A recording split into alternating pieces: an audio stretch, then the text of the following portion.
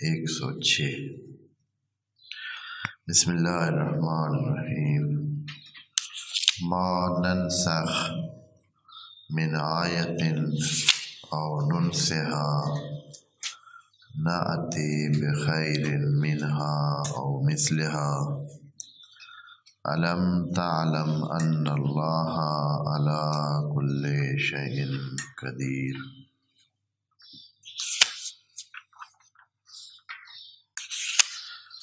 الم تعلم ان اللہ لہ ملک السماوات والارض وما لکم من دون اللہ من ولی ولا نصیر ام تریدون ان تسألوا رسولکم کما سئل موسیٰ من قبل ومن یتبدل الکفر بالایمان فقد ضل سواء السبیل۔ صدق اللہ العظیم۔ یہ آیت جو کہ آیت نسخ کے نام سے جانی جاتی ہے، یہ بڑی مہم آیت ہے۔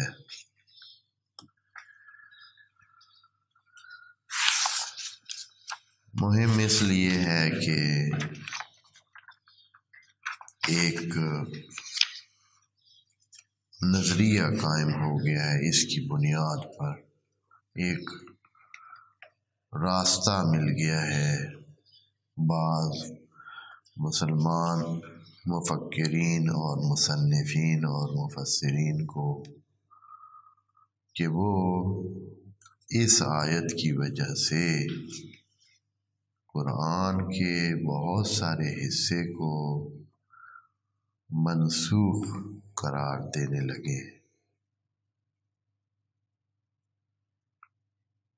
یعنی قرآن نے ایسی باتیں کی ہیں کہ جو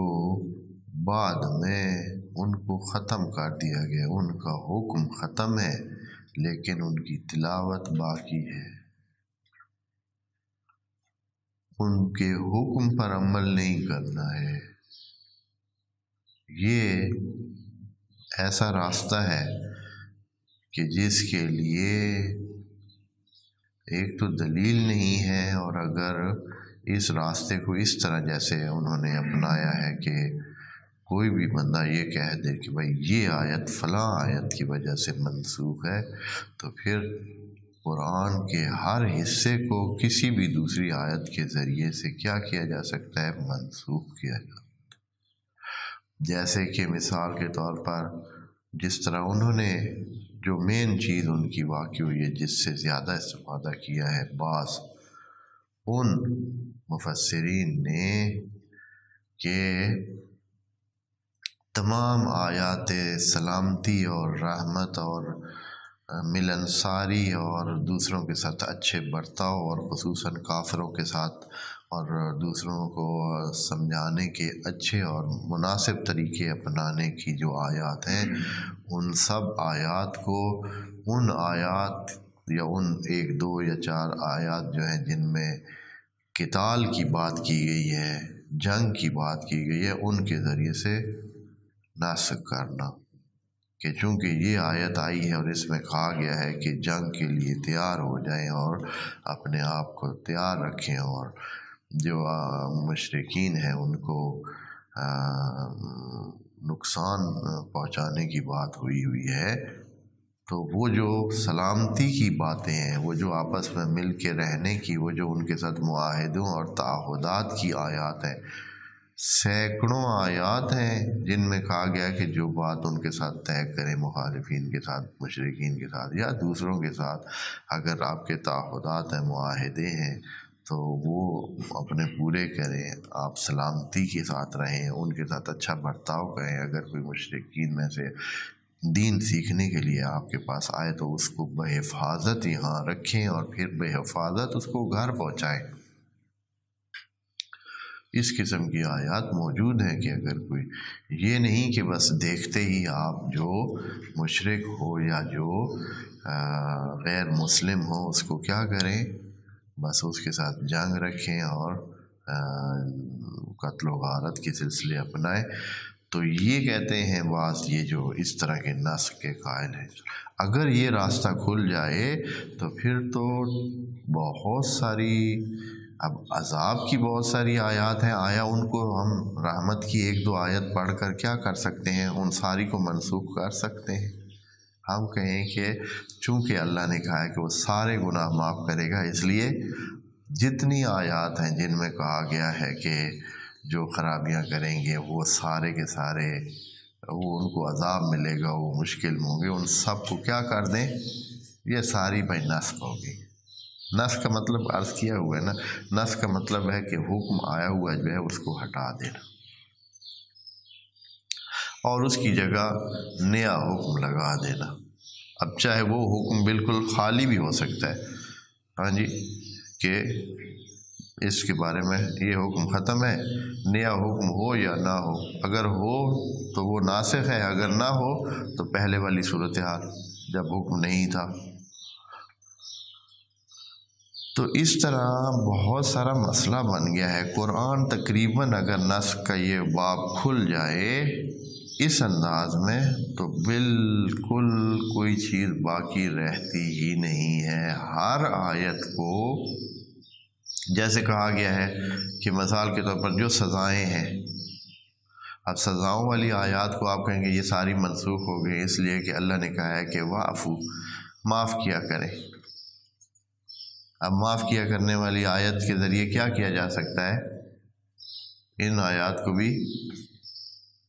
صاف کیا جا سکتا ہے، اور اس طرح یہ باب ایک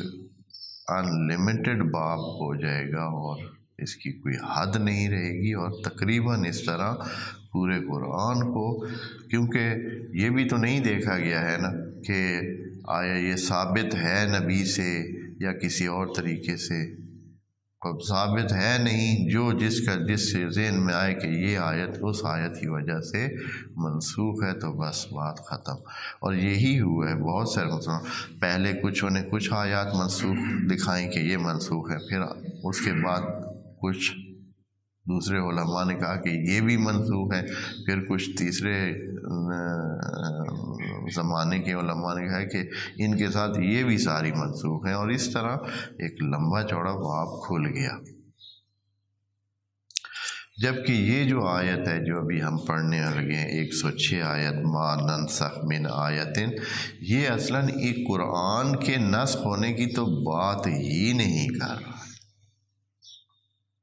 اس آیت میں مین بات یہود کو جواب دینے کی ہے۔ یہود کا اعتراض کیا تھا؟ یہود نے ایک نیا اعتراض یہ کیا تھا کہ بھائی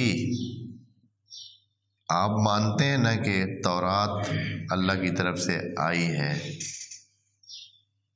آپ مانتے ہیں نا کہ جناب موسیٰ نبی تھے، آپ مانتے ہیں نا کہ ان پر شریعت آئی تھی، ٹھیک، اب وہ شریعت آئی تھی، کتاب تھی، تو وہ کتاب جو ہے کیسے ہو سکتا ہے کہ وہ نسخ ہوئی ہو؟ آیا خدا کی طرف سے کوئی ایسا پیغام آیا ہے کہ وہ کتاب نسخ ہو گئی ہے؟ یا یہ ہے کہ وہ دین ختم ہو گیا ہے؟ اگر وہ دین خدا کا تھا، اور آپ بھی کہتے ہیں کہ خدا کا دین تھا اور خدا کی طرف سے کتاب آئی ہوئی تھی، جیسے کہ آپ کہتے ہیں، نبی بھی اس کو اس تصدیق کر رہے ہیں، تو پھر کیسے ہو سکتا ہے کہ اللہ کی آیا ہوا حکم؟ آیا اللہ کو جو ہے وہ غلطیاں ہوتی ہیں؟ بھائی پہلے اور کتاب بھیجی تھی، اب جو ہے کیا ہے وہ ختم، اب نئی کتاب بھیج رہے ہیں، یہ کیسے ممکن ہے؟ اللہ کے بارے میں تو یہ سوچا بھی نہیں جا سکتا ہے کہ اس سے کوئی غلطی ہوئی ہو، پہلے اور کتاب دی ہو، اب جو ہے اس کو تبدیل کر کے نئی کتاب دی ہو۔ یہ اعتراض جب انہوں نے کیا، یہ ایک قسم کا پروپیگیشن کی، انہوں نے پروپیگنڈا کیا اور اس پر بہت سارا زور دیا اور بات کو پھیلایا اور لوگوں کی زبان پہ ڈال دیا کہ ہاں جی یہ کیسے ہو سکتا ہے، تو اب اس کے جواب میں قرآن یہ آیت بیان فرما رہا ہے، اور اس آیت کے ذریعے ان کو جواب دے رہا ہے۔ یہ جواب ہے ان کے لیے، پیچھے سے بات ساری یہود کے ساتھ آ رہی ہے، اور ما یود الذین 105 نمبر آیت میں بھی ان کے ساتھ ہے کہ وہ کبھی راضی نہیں ہے کہ کتاب آپ پر آئے، وہ تو چاہتے ہیں کہ صرف وہی دین ہو جو ان کے پاس آیا ہے۔ اس آیت کے بعد یہ آیت ہے کہ اگر یہ کہتے ہیں اس طرح کہ وہ جو دین تھا وہی ثابت رہنا چاہیے، تو یہ ان کو بتا دیں کہ ہم کوئی آیت ایسے نسخ نہیں کرتے، مگر یہ کہ اس سے بہتر یا اس جیسی کوئی دوسری آیت پھر سامنے لے آتے۔ یہ تو چلیں اس طرح، یہ تو ان کے لیے جواب ہے۔ ایک ویسے بنیادی سوال یہ ہے کہ اللہ سرے سے نسخ کرتے ہی کیوں ہے؟ سرے سے اللہ تو عالم ہے، عالم الغیب والشہادہ ہے، اس کے لیے نہ ماضی ہے، نہ حال ہے، نہ مستقبل ہے، وہ تو عالم کل ہے، اس کو آج کا بھی پتہ ہے، کل کا بھی پتہ ہے۔ تو پھر ایسی بات کیوں ہو کہ نسخ پیش آئے؟ نسخ تو ان کو پیش آتی ہے جن سے کوئی غلطی ہو جاتی ہے، پھر وہ اس کو ٹھیک کرنے کے لیے اپنی پہلی بات واپس لے لیتے ہیں اور پھر اگلی صحیح والی بات کہہ دیتے ہیں۔ تو ادھر کیا مطلب ہے نسخ کا؟ اللہ کے حوالے سے نسخ کا مطلب کیا بنتا ہے؟ بھئی اللہ میں بھی یہ ایسی چیز ہے کہ پہلے بھئی بات صحیح اس طرح نہیں تھی، پتہ نہیں چلا، غلطی سے ایک حکم آ گیا ہے، اب پتہ چلا کہ وہ تو حکم ٹھیک نہیں چل رہا ہے، اب اس کو واپس لے لیتے ہیں، اس کی جگہ دوسرا حکم دے دیتے ہیں۔ اس طرح خدا کے بارے میں، اللہ تعالیٰ کے بارے میں تو یہ چیز ممکن ہی نہیں ہے۔ پھر نسخ کا معنی ادھر کیا ہے؟ نسخ کا معنی یہاں یوں ہوتا ہے کہ جتنے بھی قوانین ہیں، جیسے کہ دنیا میں ہے ایک رواج ہے کہ ایک قانون کا ایک ٹائم ہوتا ہے، ایک وجہ سے، کسی وجہ سے ایک قانون ایک زمانے کے لیے دیا جاتا ہے، چاہے اگلا بندہ یہ سمجھے کہ یہ پرماننٹ ہے، لیکن دینے والے کو پتہ ہوتا ہے کہ یہ قانون ایک خاص زمانے کے لیے، جیسے ہی زمانہ اس کا ختم ہوگا تو قانون کیا ہو جائے گا؟ اس کو واپس لے لیا جائے گا۔ اللہ تعالیٰ بھی ہر قوم، ہر ملت، ہر امت کے لیے ایک خاص قسم کے احکام ان کے شعوری درجے کو دیکھتے ہوئے دیتا ہے۔ پھر کچھ ایسے یونیورسل اور کائناتی قوانین ہوتے ہیں جن کو جاری رکھتا ہے، فرق نہیں ہوتا ہے کہ اول ہو، دوسرا ہو، تیسرا ہو، لیکن کچھ ایسے قوانین ہوتے ہیں کہ جن کا وقت پورا ہونے پہ ان کو وہاں روک دیا جاتا ہے کہ یہ قانون اتنے وقت تک ہی تھا اور اب اس کے بعد یہ قانون چلے گا۔ جیسے کہ کوئی بھی ڈاکٹر وہ علاج تجویز کرتا ہے، وہ جب اگلے دفعہ مثلا 6 مہینے کے بعد وہی مریض اس کے پاس جاتا ہے تو وہ اس کو کہتا ہے کہ اب یہ دوا ادھر روک دینی ہے، اب اس کے بعد یہ آپ نے میڈیسن شروع کرنا ہے۔ یہ نہیں ہے کہ بس چاہے مریض کی حالت مختلف ہوتی جائے تب بھی آپ کہیں کہ نہیں، خان کا تو ایک ہی بات ہوتا ہے، ہاں اس طرح تو ٹھیک نہیں ہے، عقل مندی ہی نہیں ہے۔ عقل کا تقاضا یہ ہے کہ حالات اور وہ جو آپ کے مخاطبین ہیں ان کے ذہنوں کے مطابق سلسلہ کی، اس لیے نسخ ایک معقول چیز ہے، اور قرآن میں نسخ نہیں ہے اتنی۔ قرآن میں ایک یا دو کوئی ایسی چیزیں مل جائیں کہ جہاں حکم جو ہے وہ بھی وہاں ڈائریکٹ قرآن میں ناسخ بھی موجود ہے، منسوخ بھی موجود ہے۔ مثال کے طور پر وہ جو بہت معروف ایک ہے کہ نبی سے نجوہ کے لیے صدقے کی بات قرآن نے کی ہے، اور پھر شام تک جو ہے یا اگلے دن تک وہ حکم کیا کر دیا ہے، ختم کر دیا ہے کہی ہوئی بات بھی موجود ہے اور جس کے ذریعے اس بات کو ختم کیا گیا ہے وہ بھی دونوں قرآن میں موجود ہیں۔ کہا گیا تھا کہ جو بھی نبی کے کان میں سرگوشی کرنا چاہے تو وہ اس سے پہلے صدقہ دے، حکم جاری کر دیا۔ اب اس حکم کو چلایا کچھ ٹائم کے لیے، زیادہ ٹائم بھی نہ تھا، سارا ایک دن تھا یا ایک دن سے بھی کم تر تھا، کہ دیکھا کہ نہیں یہ تو بالکل ہی ہٹ گئے ہیں اور اب تو نبی کے قریب بیٹھتے بھی نہیں ہیں، ذرا دور ہو کے بیٹھتے ہیں کہ کہیں یہ نجوہ والا ٹیکس ہی نہ لگ جائے۔ تو وہ جو ہے کیا ہوتے تھے، اپنے جو ضروری سوالات تھے وہ بھی نہیں بول رہے کہ یہ ہمارا بولنا ہی کہیں نجوہ میں شمار نہ ہو جائے اور قانون لاگو نہ ہو جائے۔ تو نتیجہ یہ ہے کہ آیت فوراً دوسری آئی کہ بھائی اب آپ لوگوں کا پتہ چل گیا ہے کہ آپ لوگ جو ہے یہ ان چیزوں سے گھبراتے ہیں، اشفقتم، آپ گھبراتے ہیں اس سے کہ آپ یہ نجوہ سے پہلے صدقہ دیں، تو کیا ہے ہم اس حکم کو واپس لیتے ہیں، آپ اپنے کام جاری رکھیں اور زیادہ تر تقویٰ کی طرف توجہ رکھیں۔ خوب، یہ اتنی ابتدائی گفتگو کی ہے تو اس میں نص کا معنی بھی انشاءاللہ سمجھ آ گیا ہوگا کہ کسی حکم کو اٹھا لینا اس کی مدت پوری ہو جانے کی وجہ سے۔ قرآن نے بھی پچھلی کتابوں کی آیات کو نسخ کر دیا ہے اپنی آیات کے ذریعے، اور یہ ایک بہتر حکم جو ہے وہ ہمارے سامنے لے آیا ہے۔ اور یہ آیت بھی اسی بارے میں، خود قرآن کے ناسخ ہونے کے بارے میں نہیں ہے۔ قرآن میں اگر اس طرح کی کوئی چیز ناسخ نہیں ہوئی ہے کہ جو بالکل اس طرح بس ہم بیٹھے بٹھائے کہہ دیں کہ یہ آیت جو ہے نا اس کو جہاں ناسخ ہوئی ہے تو خود قرآن نے اس کے ناسخ ہونے کا واضح اشارہ دیا ہے، جیسے کہ اس کی مثال آیت نجوہ ہے۔ ہاں، اگر کوئی اس طرح کی ہو کہ پہلے حکم دوسرا ہو پھر قرآن نے ہی اس کو وہ بھی بتایا ہو اور دوسرا حکم بھی بتایا ہو تو یہ قسم کی نسخ مراد ہوتی ہے، اور وہ قرآن میں بہت نادر اور نادر اور نادر ہے۔ تو یہاں دیکھتے ہیں، لیکن دوسرے میں نے عرض کیا ہے نا کہ بہت ساروں نے اس کو بہت دوسری طرح لیا ہے، اور اگر یہ باب کھولیں تو میں عرض کرتا ہوں کہ کوئی قرآن کی آیت ایسی نہیں ہوگی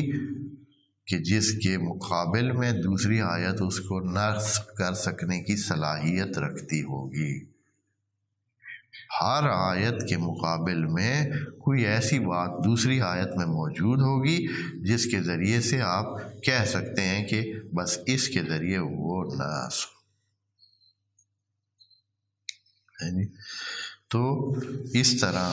لیکن یہ چیزیں بہت تدبر کے ساتھ، وہ جو قواعد ہیں قرآن کو سمجھنے کے، ان کے ساتھ اگر آپ پرکھیں گے تو آپ دیکھیں گے کہ بالکل نسخ قرآن میں نظر نہیں آ رہی ہے۔ ہر آیت، ہر بات اپنے فیلڈ میں ہے، اپنے حصے میں ہے اور اسی میں لاگو ہے۔ یہ غلط فہمی نہ ہو کہ وہ بات ادھر کے لیے بھی ہے اور یہی بات ادھر کے لیے بھی ہے، یعنی ایک ہی جگہ پہ دونوں باتیں آئی ہیں۔ نسخ ہوتا بھی وہاں ہے جہاں وہی چیز ختم کی جائے، یعنی دونوں آیتیں یا دونوں دلیلیں ایک مورد کے بارے میں۔ قرآن مثال کے طور پر اگر اللہ نے کسی کی بخشش کی بات کی ہے تو پھر وہ نہیں ہے جس کے عذاب کی بات کی ہے۔ جن کو عذاب پکا ہے پھر ان کی بخشش کے لیے گنجائش نہیں ہے، اس لیے کہ خدا کریم نے فرمایا ہے کہ اس دن نہ تو کوئی شفاعت چلے گی، نہ تو کوئی بدل چلے گا، نہ تو کوئی مدد چلے گی، کچھ بھی نہیں ہوگا، کہ جن کو ہونا ہے وہ عذاب ہوگا۔ پس معافی ان کے لیے جن کے لیے معافی، عذاب ان کے لیے جن کے لیے عذاب۔ بس یہ نہیں کہ وہ آیت ان آیات کو نسخ کر رہی ہو۔ ترجمہ سنیں۔ ما ننسخ من آیت او ننسها،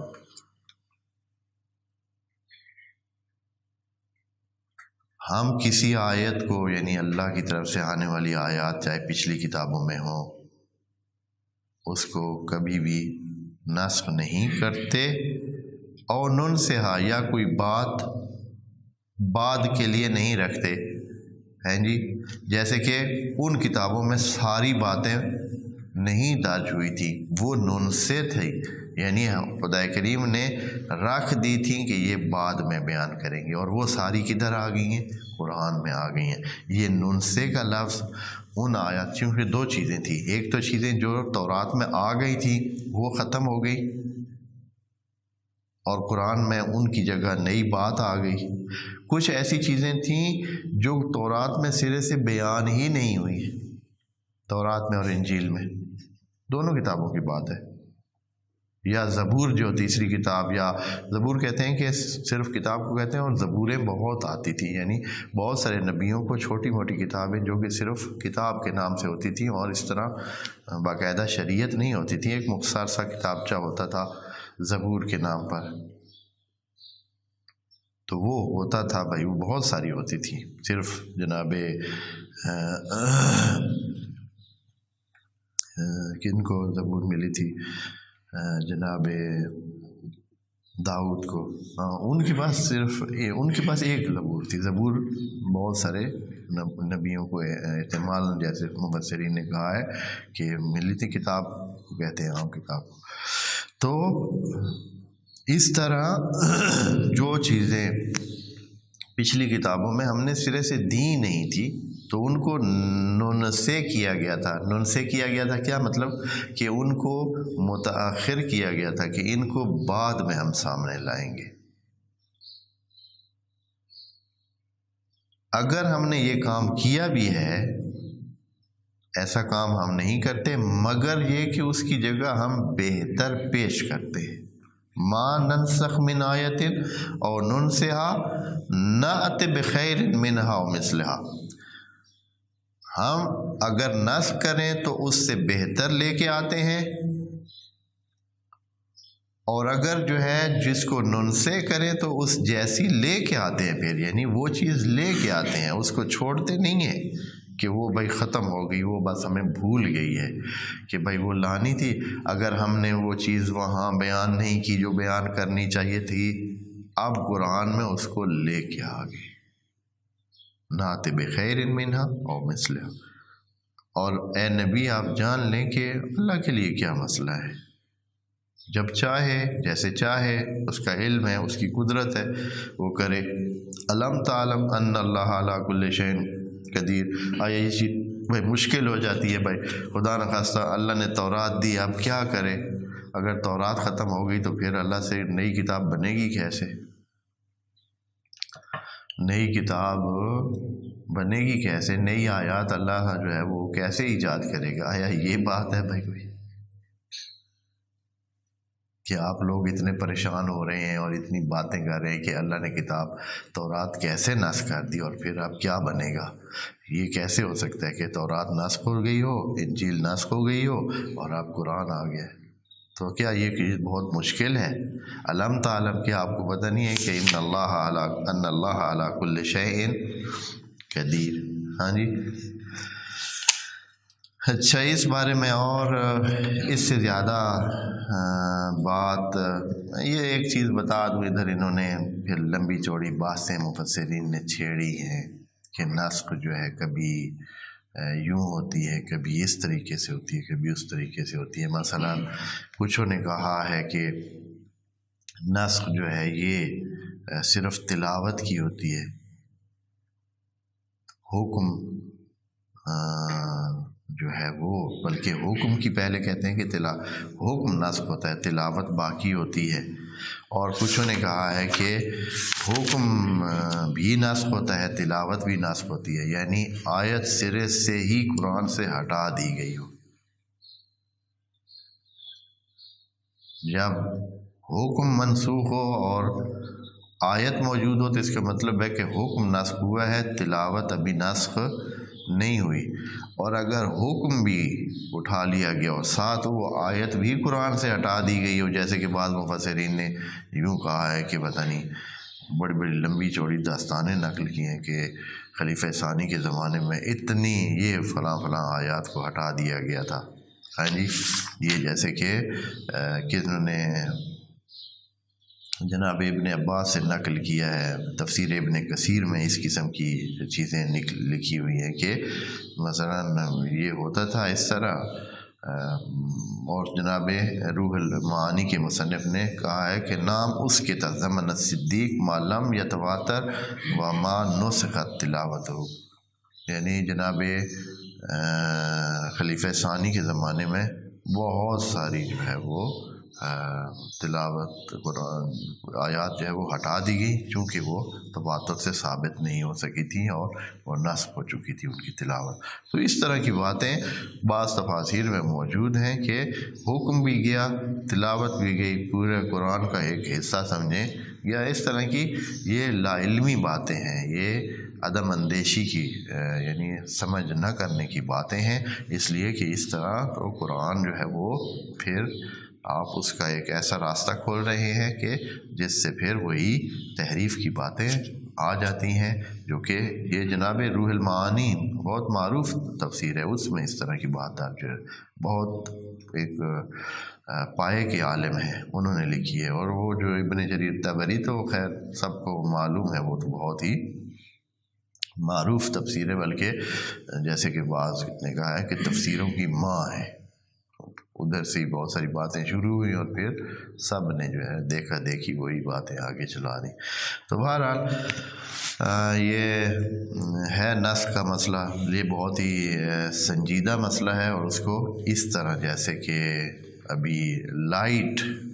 लेकर उसको, तो एक किस्म का कुरान के साथ खिलवाड़ हो गया है।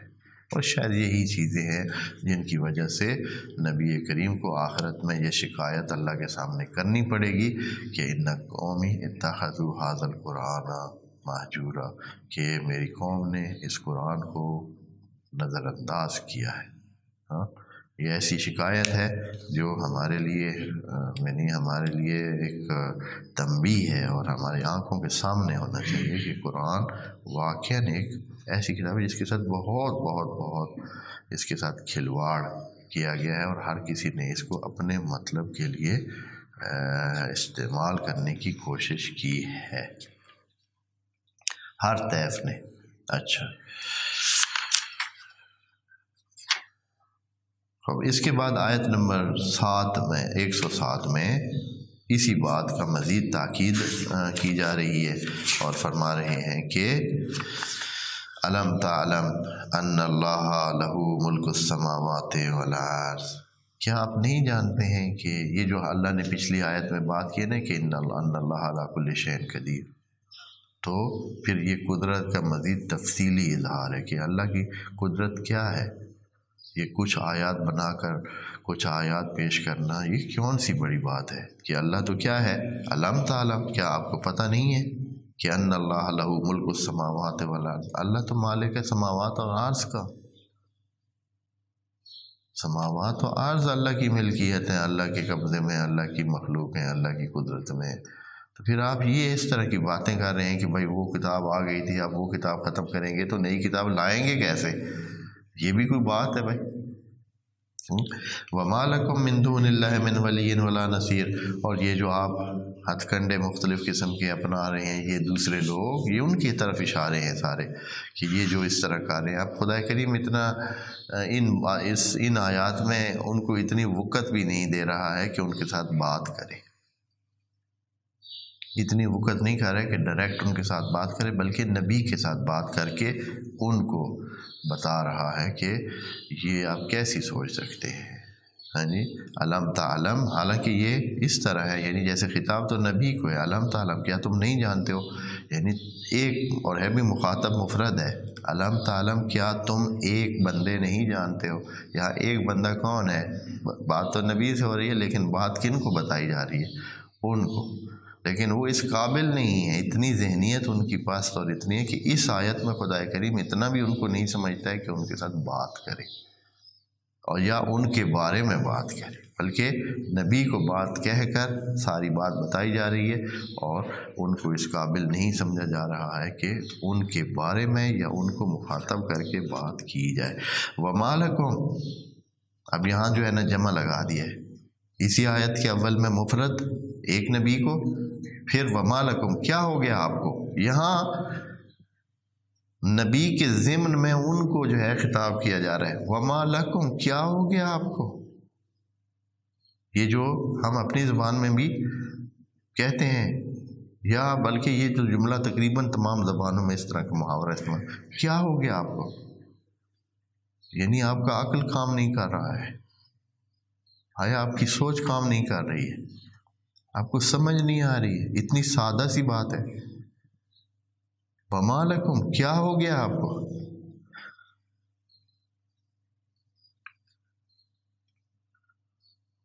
بلکہ یہ مالکم بہت ساری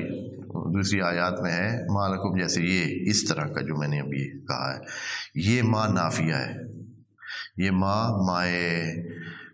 استفہامیہ نہیں ہے، جیسے مالکم کیف تحکمون، جیسے مالکم کیف تحکمون کیا ہو گیا آپ کو، آپ کس طرح باتیں کر رہے ہیں اور کس طرح حکم کر رہے ہیں۔ یہ آیت جو ابھی ہے یہ ما استفہامیہ نہیں ہے، یہ مائے نافیہ ہے، اس کا معنی اور ہے، ما لکم من دون اللہ من ولی ولا نصیر۔ اگر آپ لوگ ادھر ادھر کی باتیں کریں گے تو آپ جان لیں، اگر کوئی دوسرا راستہ اپنائیں گے تو جان لیں کہ کوئی بھی آپ کی مدد کرنے والا اللہ سے ہٹ کر نہیں ہے۔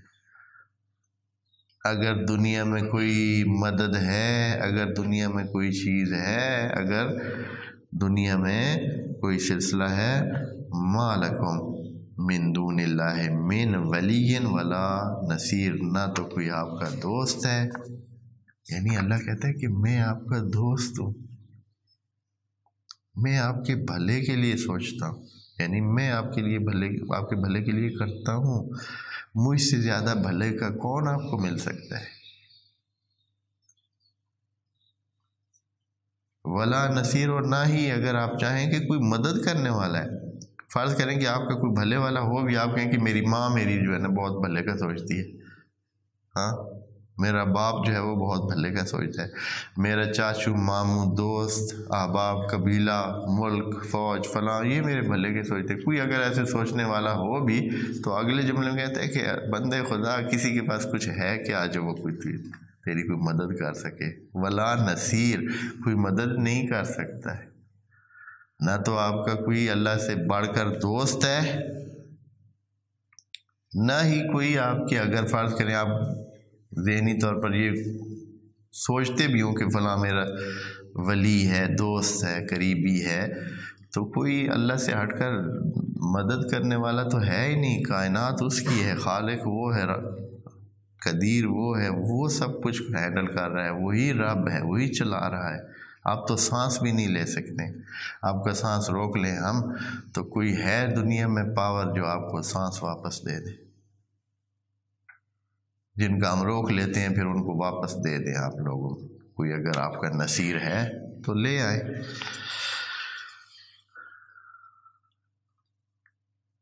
انشاءاللہ آیت نمبر 108 کو بعد میں پڑھیں گے اگلے سیشن میں، اور آج جو ہے شہادت امیر المومنین کی یاد کا دن ہے، اور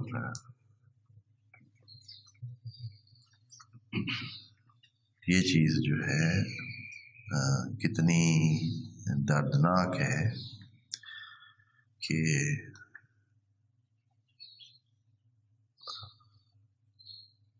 ایک فرد ہوتا ہے نا کہ جس کو کوئی جانتا نہیں ہے، جس کو جانتے نہیں ہیں، مظلومیت کی بات کر رہا ہوں ان ہستیوں کی، تو ان سے تو توقع بھی نہیں ہے نا، ایک بالکل لا علم بندہ ہے، اس نے کبھی نام ہی نہیں سنا ہوا ہے امیر المومنین علی بن ابی طالب، اس کی تو اس سے توقع نہیں ہے۔ ایک وہ جو ہے دشمن ہے، دشمن جانتا بھی ہوتا ہے تو وہ دشمنی کی بنیاد پر بھی اس نے تو وہی کرنا ہے جو مخالفت میں کوئی بھی دشمن کرتا ہے۔ جناب امیر کی جو مظلومیت ہے وہ یہ ہے کہ جو ان کے ساتھ دینے کا اور جو ان کے موالی ہونے کا اظہار کرتے ہیں، یہ سب سے دور ہیں ان سے۔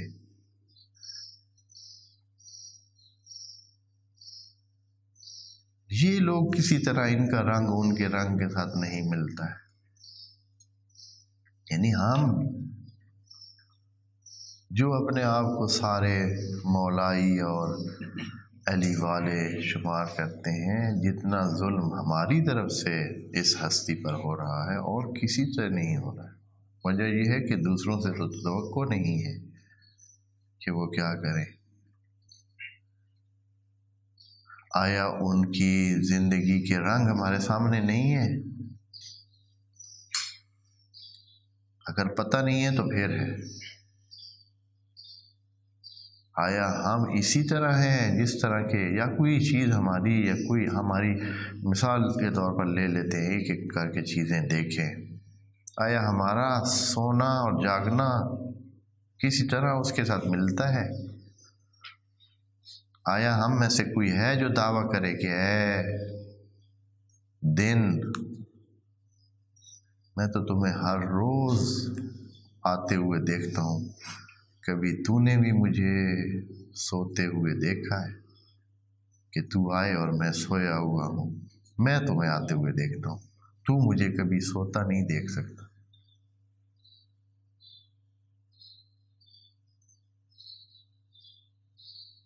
آیا اس طرح کی دنیا کے حوالے سے ہم میں وہ نظر ہے کہ حکومت کے بارے میں یوں کہیں کہ اگر نہ ہوتا انصاف کا مسئلہ اور لوگوں کو انصاف دلانے اور لوگوں پر عدل کی حکمرانی کا ایک مثال قائم کرنے کی بات نہ ہوتی، تو میرے ہاتھ میں یہ جو جوتا ہے جس کو حضرت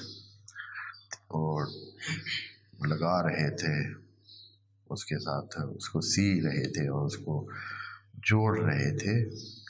تو حضرت نے فرمایا کہ اس جوتے سے بھی اس کی قیمت کم تر ہے، اس حکومت کی۔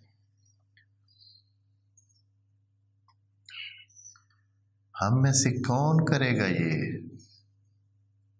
کہ بازار سے 2 کپڑے کے سوٹ خریدے اور وہ اپنے کمبر نامی غلام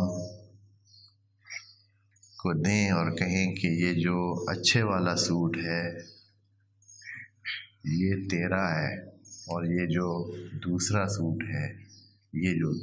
تھوڑا سا کمتر ہے یہ میرا ہے، یہ میرے لیے سلوانے کے لیے کہہ دیں اور وہ اپنے لیے۔ تو کمبر نے کہا کہ نہیں مولا، ایسے نہیں، یہ آپ مولا ہیں، آپ آقا ہیں،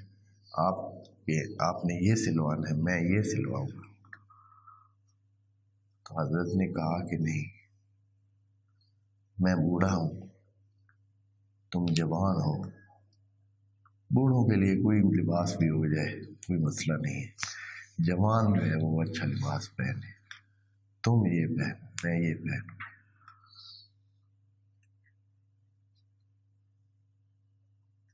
کھانے کے حوالے سے آیا ہماری ترتیب ہے جو علی کے ساتھ ملتی ہو؟ میں مولائیوں کی بات کر رہا ہوں، سب کی بات کر رہا ہوں۔ آیا ہے ایسے کہ ہم جو کی روٹی کھا سکیں، ہم بغیر چھنی روٹی کھا سکیں، ہم اس طرح کریں، اور جان بوجھ کر، یہ نہیں ہے کہ ہمیں نہ ملے تو نہ کھائیں، ایسے نہیں۔ ہم کب یہ کام کریں گے؟ کب ہم دوسرے کو بہتر اپنے لیے قرار دیں گے؟ کب یہ ہوگا؟ یعنی مظلومیت یہ کہ آپ ایک بندے کو یا ایک کسی کو اپنا ہیرو مان رہے ہیں اور اس کی ایک بھی کام اس کے مطابق نہیں کر رہے ہیں۔ آیا ہماری عبادت ان کے ساتھ ملتی ہے؟ آیا عبادی کام ہم اس طرح کرتے ہیں جیسے وہ کرتے تھے؟ آیا لوگوں کی خدمت اس طرح کرتے ہیں آپ کے لیے اور ہمارے لیے؟ آیا یہ ممکن ہے؟ ہم تو بادشاہ بھی نہیں ہیں، ہم تو خلیفہ بھی نہیں ہیں، ہم تو حکمران بھی نہیں ہیں۔ آیا یہ ممکن ہے کہ کوئی بوڑھی خاتون یا کوئی ایسے خاتون اپنا وزن اٹھا کے جا رہی ہو اور ہم اس طرح کہیں کہ تم اپنا یہ وزن مجھے دے دو، میں تمہارا سامان گھر پہنچا دیتا ہوں، اور پھر گھر پہنچائیں اور پتہ چلے کہ یہ خاتون جو ہے یہ کسی شہید کی بیوی ہے، بچے اس کے یتیم ہیں، اور پھر جو ہے اس کے گھر کے کام بھی اس کو کر کے دے، اس کے تنور کو جلائے، اس کو روٹیاں پکانے کے لیے اس کے تنور جلا دے، اور اپنے چہرے کو تنور کے اوپر پکڑ کر کہے کہ اے علی تم کدھر ہو، کیا کر رہے ہو، ان یتیموں کے لیے کتنا وہ کرتے ہو تم، کیسے جواب دو گے، کیسے اللہ کے سامنے پیش ہوگے؟ یہ کون کرتا ہے؟ یعنی ہم میں کیا اور کیسا رنگ ہے ہمارا، کس طرح ہم علی والے پھر شمار کرتے ہیں؟ یعنی ہم سے زیادہ جفاکار کوئی ہے؟ اس سے